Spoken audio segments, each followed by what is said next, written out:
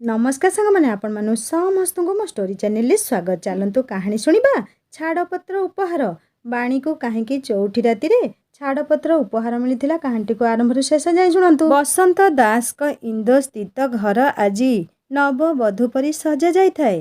तुरी महुरी रे घर परिवेश उल्लसित हो उठुए। एकमात्र संतान अंशुमान विवाह एपरी उत्सव मुखर परिवेश। बाहाघर सरी जाए एवं बधू घर को भी आसी सारी थाए। बसंत निजर सबुठु प्रिय सांग विनोद का झील बाणी को निज घर बोहू करथिले। बाहाघर प्रथम राति पाई अंशुर बड़ भौणी प्रिया बाणी को सजाउथिले। हेबा परे प्रिया निज आखि भी हटई पारुनथिले बाणी ठारू। लाल साड़ी मुहरे साधा मेकअप रे भी सुना नाकी बहुटीए देखा जाउथाए। बाणीर सासू अपना बाणी को तांको रूम को नेबाकू आसिले। से भी निज आखि पता पकेइबा जेमिति भूली जाइथिले। कला टीकाटीए लगई दे बाणी को कोले नहीं। अपना कहले मो बोहू को का दृष्टि न लागू, सबुबले खुशी रे थाउ कही मथारे गोटे चुंबन देले। प्रिया कहला आउ एते भल पाइबा दियनी, शीघ्र नहीं तांको रूम रे छाड़ी दे आस, अंशु आमर अपेक्षारे थिबो कही हसी पकेइले। बाणी लाजई जाई तलको मुह करदेला। अपना बाणी को नहीं अंशु रूम को गले। रूम रो आरंभरू गोलाप पाखुड़ा बिछा जाई थाए। दुई कड़े मोहम्बती सबू लगा जाए। खट सारा लाल गोलाप बिछा जाए, मझिरे धला गोलाप रे गोटे हृदय करा जाए। फैन रु रजनीगंधा और गोलाप मिशा हार सबू भूमि जाए लंबी थाए। बाणीर ओढ़ना टाणी अपना बाहर को चलीगले। किछि समय परे अंशु रूम को आसी कबाट बंद करदेला। बाणीर हृदयर स्पंदन बढ़िबाकू लागिला। अंशु कहला तमको किछि कहिबार अछि। अंशुर कठोर स्वर शुणी बाणी ता आगरे जाई ठिया होइगला। अंशु कहला मु तम सह केबे कथा हेइनि कि एबे जाए जानिनि भी। बाहाघर भी एमिति अवस्था रे हेला जे छाड़, तमको कहिबार थिला कि मु जनकु भल पाए, ता ना अंशिका। 2 वर्ष हेबो आमे दुहे दुही को भल पाऊ। सांग माने चलंतु 2 वर्ष पूर्व को जिबा। अंशुर दिल्ली रे गोटे बड़ घरोई कंपनी रे प्रोजेक्ट मैनेजर चाकरी हो जाई थाए। निज पढ़ारे बापांको बहुत टंका खर्च कर सारी थाए। बड़ भौणीर भी किछि मास आगरू बाहाघर होइथाए। तेणु बापांको उपर अधिका भार न देई गोटे छोट घर भड़ा नहीं जाइला। मेट्रो रे प्रतिदिन जिबा आसिबा, जेउथिपाई खर्च भी कम। निज काम द्वारा 2 मास भितर निज ऑफिस गोटे खास जगह करि नै थाए। कंपनीर मालिक खुशी होई तार पदोन्नति सह घर मध्य कंपनी तरफरु देले। एही खुशी रे सहकर्मी माने पार्टी देबाकू कहिले। परदिन पार्टी पई ऑफिस रे अधा दिन छुट्टी नहीं थाए। से दिनर काम सारी फेरिला बेलकू बाटरे लोक जमा होई ठिया होइतिबार देखिला। पाखकू जाई देखिबारु जना पड़िला गोटे बड़ कार गोटे फल दोकानीर ठेला गड़ाई देई थाए। फल सबू तले पड़ी जाई थाए, आउ किछि गाड़ी तले आसी नष्ट हो जाई थाए। घटना जानी सारिया परे अंशु झियटी को गाड़ी रो बाहरिबाकू कहला। झियटी कहला ए बुढ़ा कौन तमर किछि लागे कि? अंशु कहले प्रथमे आपण कहिबा शैली शिखंतु। से आपणଙ୍କ ठारू बड़ आउ आपण एमिति कहउछंती। जेते बड़ गाड़ी आपणଙ୍କ घरे धरैछंती ना, सेतिकी संस्कार देइथिले आज एमिति हेइ नथांता। झियटी कहला बहुत पार्टी चलुची तमर पुणिए लोक पई। अंशु कहला हां यांक पई, कारण ए मो पई जणे गुरुजन आउ तांको न्याय देबा मु मो कर्तव्य भाबे। झियटी कहला ओहो कौन दरकार टंका तो रुह रुह दउची कही किछि टंका से फल दोकानी ऊपर को पकेइला। ए सबू देखि अंशु सांगे सांगे जाए झियर गाड़ी चाबी बाहर कर देला। झियटी कहला ओ हीरो निज स्टाइल ना जाए कि आउ काहाकू देखैबो। मु तमको तो किछि कहूनी, सम्मान भी देउछि, पुणी ए सबू जानिछ मो बापा किए से चाहिले ना। अंशु कहला से किए मोर जानिबा दरकार नाही, आउ से कौन चाहि पारंती सेइटा भी मु जानिबाकू चाहे नाही। आउ एमिति भी से किए जानले तांको इज्जत ही जिवो कि एते बड़ लोक आउ झियो एमिति झगड़ा करुछंती। झियटी रागरे दांत कामुड़ी कहला एबे कौन दरकार जल्दी कुह। अंशु कहले ए टंका गोटाई से मौसा को निजे तांको हाथ रे दियो। झियटी आहुरी रागी जाई थाए, हेले पाखरे थिबा लोके भी अंशु कथारे सहमति देले। बाध्य हेई झियटी सेया ही कला, आउ अंशु ठारू चाबी नहीं सेठू पलाई गला। अंशु मध्य घर को आसी निज कामरे लागिगला। संध्या बेलकू सबू सहकर्मी आसी सारिथिले। नुआ घर को अंशु बहुत सुंदर सजाई थाए, जहाँ पाई बहुत प्रशंसा मध्य पाइथिला। किछि समय नाच गीत परे खाइबा आरंभ होला। ଏମିତି ମଜା ମଜାରେ ରାତି ଅଧ ଯାଏଁ ବିତିଗଲା। ପରଦିନ ରବିବାର ଥାଏ, ତେଣୁ ସକାଳୁ ଆରାମରେ ଶୋଇ ହେବ ଭାବି ରାତି 3ଟା ବାଜିଗଲା। ସମସ୍ତେ ନିଜ ଘରକୁ ଗଲେ। ଅଂଶୁ ସିଧା ଯାଇ ଶୋଇଗଲା। 12ଟା ହେବ। ଉଠିକି ନିଜ ନିତ୍ୟକର୍ମ ସାରିବାକୁ ଲାଗିଲା। ଖାଇବା ଅନଲାଇନ୍ ଅର୍ଡ଼ର କରିଦେଇଥାଏ। ପୁଣି ଖାଇସାରି ଶୋଇଗଲା। ସନ୍ଧ୍ୟାକୁ ଉଠି ଘର ସଜାଡ଼ିବାରେ ଲାଗିଗଲା। ପରଦିନ ସକାଳୁ ଅଫିସ ଯିବା ପାଇଁ ବାହାରିଗଲା। କିଛି ସମୟ କାମ କରିବା ପରେ କିଛି ପେପରରେ ସିଗ୍ନେଚର କରିବାକୁ ଅଫିସର ମାଲିକ ଅକ୍ଷୟଙ୍କ ଚାମ୍ବରକୁ ଗଲା। କବାଟ ଖୋଲି ଭିତରକୁ ଯାଇ ମେ ଆଇ କମିନ୍ କହି ଚେୟାରରେ ବସିଥିବା ବ୍ୟକ୍ତି ଉପରେ ତାର ଧ୍ୟାନ ଗଲା। ସେଠି ଆଉ କେହି ନୁହଁ, ଶନିବାର ଦିନ ଝଗଡ଼ା ହୋଇଥିବା ଝିଅ ଅଂଶୁ। ସିଗ୍ନେଚର କଥା କହିବାରୁ ସେ ଝିଅ କହିଲା କି ସେ ଅଂଶିକା, ଅକ୍ଷୟଙ୍କ ଝିଅ ତ। ତାଙ୍କ ଅନୁପସ୍ଥିତିରେ ତା ସିଗ୍ନେଚର ବୈଧ। ସିଗ୍ନେଚର କରି ଆସିବା ପରେ ଅଂଶୁ ଶାନ୍ତିରେ ନିଶ୍ୱାସ ନେଲା। ଅଂଶୁ ନିଜ କାମରେ ବ୍ୟସ୍ତ ଥାଏ, ହେଲେ ସେ ଝିଅ କମ୍ପାନୀର ମାଲିକଙ୍କ ଝିଅ ଜାଣି ମନେ ମନେ କେତେ କ'ଣ ଭାବୁଥାଏ। କାମ ଆଉ ଚିନ୍ତାରେ ଅଂଶୁର ଦିନଟି ବିତିଗଲା। ସନ୍ଧ୍ୟାରେ ଅଫିସରୁ ବାହାରିବା ବେଳେ ଅଂଶିକା ସହ ଦେଖା ହୋଇଗଲା। ଗୋଟେ ଛୋଟ ହସ ମୁହଁରେ ଦେଇ ଅଂଶିକା କହିବାକୁ ଲାଗିଲା, ଅଂଶିକା କହିଲା, ତମକୁ ଏଠି ଦେଖି ଭାବିନଥିଲି, ପୁଣି ନିଜ କମ୍ପାନୀର କର୍ମଚାରୀ ଭାବେ। ସେଦିନ ଯାହା ବି ହେଇଥିଲା ସେ ବିଷୟରେ ମୁଁ ପରେ ଭାବିଲି, ଆଉ ସେଥିରେ ମୋର ଭୁଲ ଥିଲା। ସେଇଥିପାଇଁ ସରି ବି କହୁଛି। ଏବେ ଆମେ ସାଙ୍ଗ ହୋଇପାରିବା। ଅଂଶୁ ଆଚମ୍ବିତ ହୋଇ ଚାହିଁ ରହିଥାଏ ଅଂଶିକାକୁ। ଅଂଶିକା ଅଂଶୁ ଆଗରେ ହାତ ହଲେଇବାରୁ ସେ ହୋସରେ ଆସିଲା, ଆଉ ହଁ ବୋଲି କହିଲା। ଅଂଶିକା ଏପରି ପ୍ରତିକ୍ରିୟା ଦେବ ସେ ଭାବିନଥିଲା। ଦିନ ପରେ ଦିନ ବିତିବା ସହ ଅଂଶୁ ଆଉ ଅଂଶିକା ଖୁବ୍ ନିକଟତର ହେବାରେ ଲାଗିଥିଲେ। ଅଫିସରେ ଜଣେ କର୍ମଚାରୀ, କିନ୍ତୁ ଅଫିସ ପରେ ଅଂଶୁ ସାଙ୍ଗଠାରୁ କିଛି ଅଧିକ ହୋଇଯାଇଥିଲା ଅଂଶିକା ପାଇଁ। ଏମିତି ଏକ ଦିନ ବି ଆସିଲା।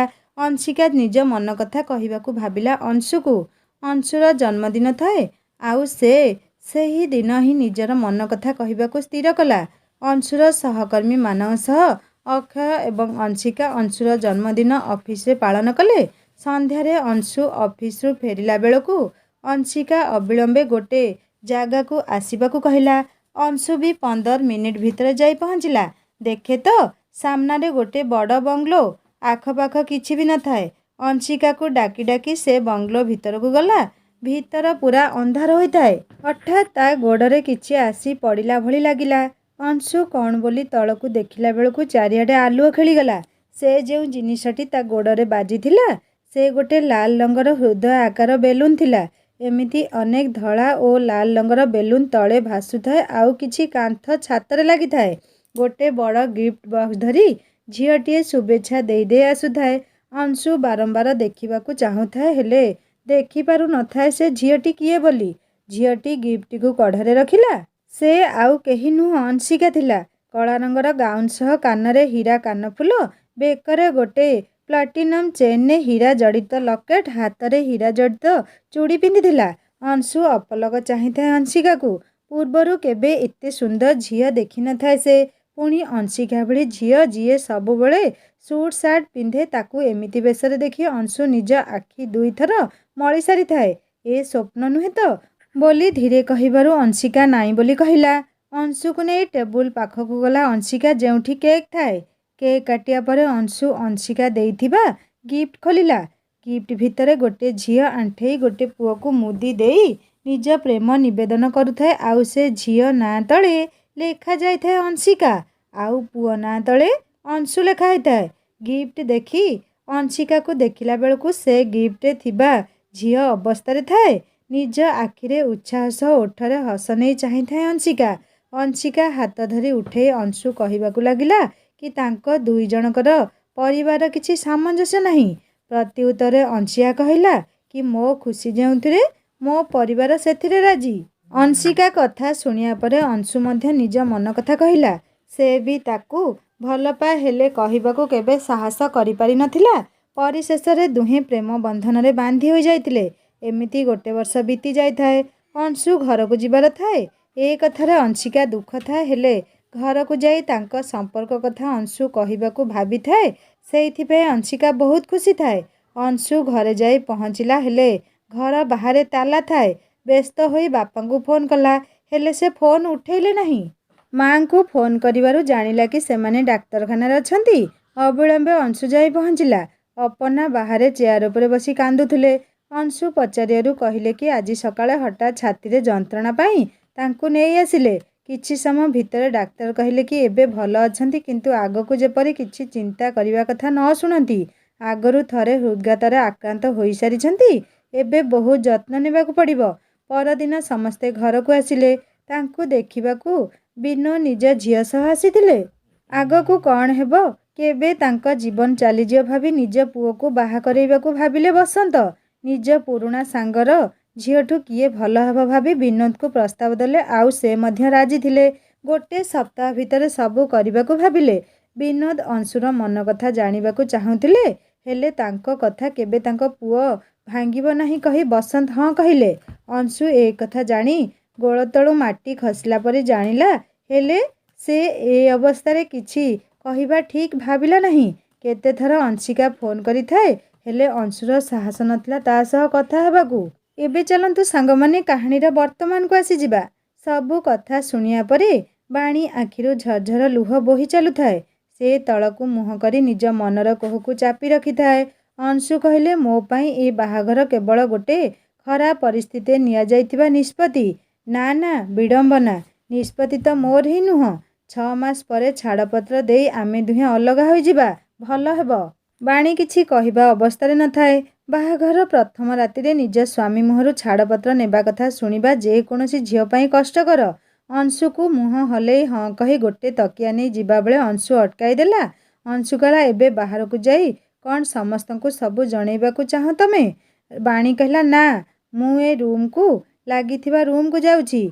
माँ मते तम रूम आगरू देखई देइथिले सेथिपाई मु से रूम को जाउची। आउ आजी जहाँ भी कहल से कथा मो पाटिरू केही जानिबेनी। राति सारा बाणी कांदी कांदी बितेई देला।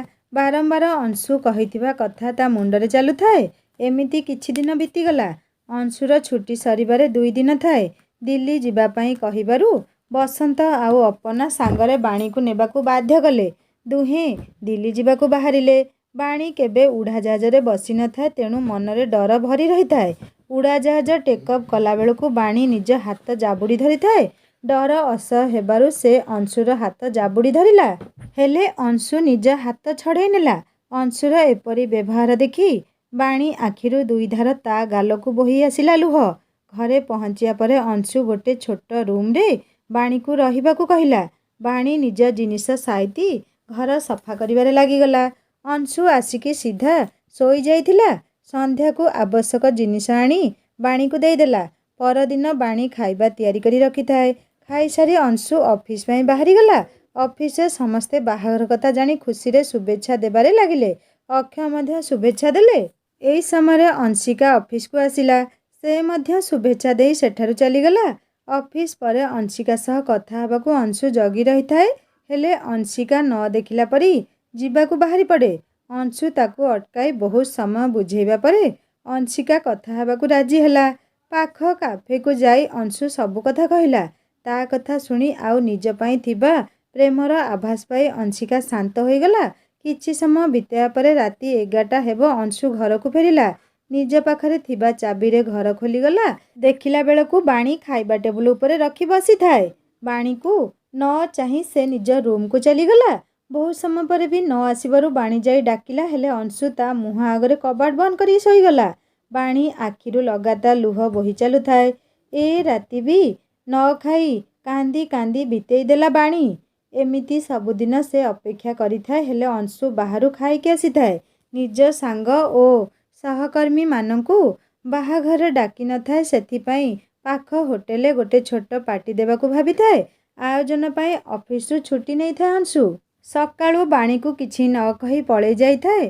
संध्या को घर को आसी पार्टी ड्रेस पिंधि बाहरिला बेले बाणी ता सामना को चली आसिला। काम व्यस्त रे बाणी को किछि कहिबा ही से भूली जाइथिला। मन न थिले भी औपचारिकता दृष्टिरु बाणी को जीवाकू कहिबारु से भी किछि समय भितरे सज होई बाहरी पड़िला। बाध्य होई बाणी सह पार्टी को गला अंशु। पार्टी को अंशिका भी आसी थाए। भीतर को जाऊ जाऊ अंशुर दृष्टि सीधा अंशिका उपरे पड़िला। से सीधा ता पाखकू चली जाइथिला। गोटे परे गोटे गेस्ट आसीबारे लागिले। सेमानक मझिरे बाणी निजकू हजिला परी मने करुथाए। जणे सांग निज स्त्री सह परिचय करिबा कथा कहिबारु अंशुर बाणी कथा मन पड़ा। किछि दूरकू देखिबारु अंशु बाणीकू हॉल गोटे कणरे देखिबाकू पाइला। बाणी घन नील रंगर शाढ़ी पिंधि थाए। साधा बेशरे मध्य पार्टी समस्तक नजर ता उपरकू ही आसुथाए। नवविवाहिता जोड़ी को स्टेज उपरकू डकागला गोटे डांस करने। इच्छा नथिले भी अंशु बाणीर हाथ धरी स्टेज उपरकू गला। डांस कला बेले बाणी अपलक अंशु को चाहि रही था, किंतु अंशु स्टेज तले थिबा अंशिका को चाहि रही था। अंशु और बाणी को एका सांगरे देखी अंशिका मन दुख करी हॉलू बाहरी गला। अंशिका को एमिति जिबार देखी अंशु मध्य ता पछरे बाहर को आसीगला। किछि समय परे अंशु अंशिका सह आसिला। पार्टी भी सरिला। अंशिका को ता कार पाखरे छाड़ी अंशु बाणी को नहीं घर को गला। एमिति दिन पर दिन बीती जाए बाणीर एका एका घरे बसी।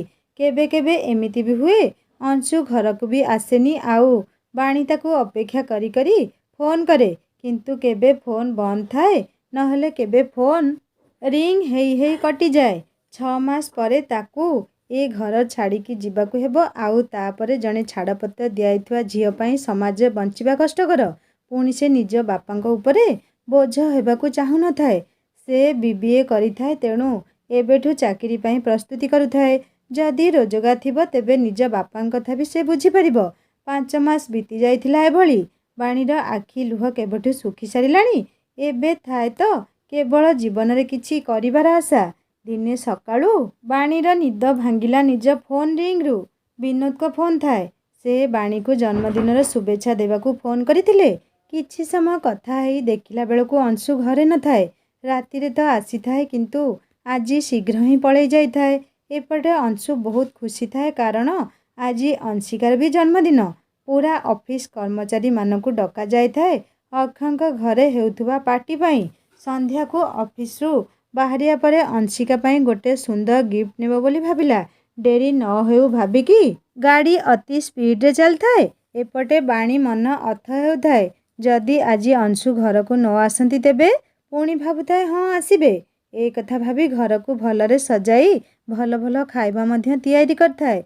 बाहाघर बेले आनिथिबा गोटे सुंदर साड़ी पिंधि सज होई अपेक्षा करिथाए। राति 11टा जाए भी अंशु आसी न थाए। फोन कला बेलकू अन्य जणे केही उठेइले फोन। तांको कथा सुनी बाणी स्तब्ध होई गला। अंशुर गाड़ी धक्का होई जाइथिला। से लोक अंशु को डाक्तरखाना रे भर्ती करिसंती। से लोक कहिथिबा डाक्तरखाना जाई पहुंचिला। से अंशु को इमरजेंसी वार्ड रे रखा जाइथिला। से लोक को बाणी जानी थाए। तांको ना रोहित। से अंशुर बहुत भल सांग जणे। बाणी को एका देखी साहाଯ୍य पई से भी रहिले सेठी। अंशु को रक्त दरकार थाए, किंतु ता ग्रुप रो रक्त मिलु न थाए। अंशुर blood group A B negative थाए, किंतु भाग्यरू बाणीर मध्य सेही ब्लड ग्रुप। रक्त देवा परे अंशु विपद बाहर थाए। बाणी दिन राति अंशु पाखरे थाए।